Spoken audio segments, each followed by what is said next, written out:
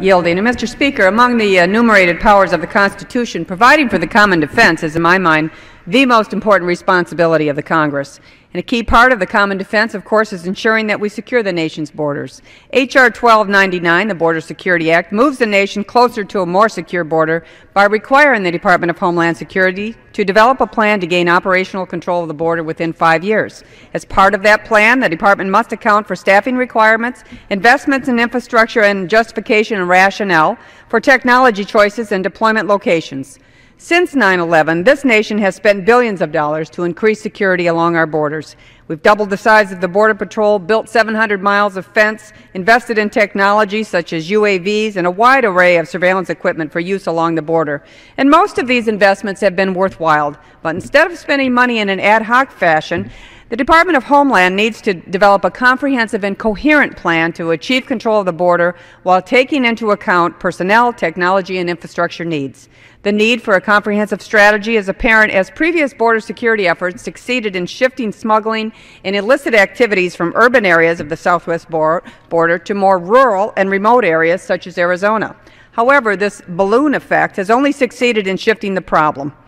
How we determine or measure what a secure border looks like has been the subject of a lot of debate, but the fact remains that the Congress and the American people should have a verifiable way to determine if we are making progress along the border. For years, we've relied on operational control as sort of a proxy for border security. It's become a de facto term. But at the last count, only 44% of the southwest border was under operational control, and less than 2% of the northern border was adequately secured. But in 2010, the Department of Homeland Security stopped reporting the numbers of miles of border under operational control, and as yet has really not supplied an alternative measure of border security to replace the discarded operational control measure. Just a few weeks ago, the Border Patrol released their new 2012 strategic plan, which makes no mention of operational control. It's clear, Mr. Speaker, that the Department believes operational control is probably not the right measure to describe security at the border, and it's working on something called the Border Condition Index, which is supposed to be a holistic measure to inform our border security efforts.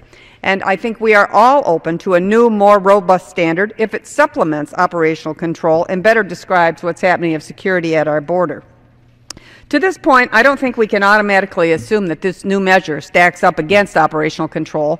With an issue this important, we just can't change the rules if we don't like the results. So if the Secretary of the Department of Homeland Security decides to use a measure other than operational control, this bill would require that any other measure of border security would be vetted by a national library or a laboratory with prior expertise in border security.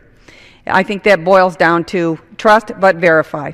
Security along the border is more often than not described in terms of fences and Border Patrol agents, UAVs, and camera towers. However, that's only one side of the story. We also need to increase security at our ports of entry, the conduit to much of the commerce and cargo that sustains our way of life. This bill requires the Secretary to develop a measure which gauges our progress at the points of entry so that when combined with operational control or its successor, we have a very full picture of our border security.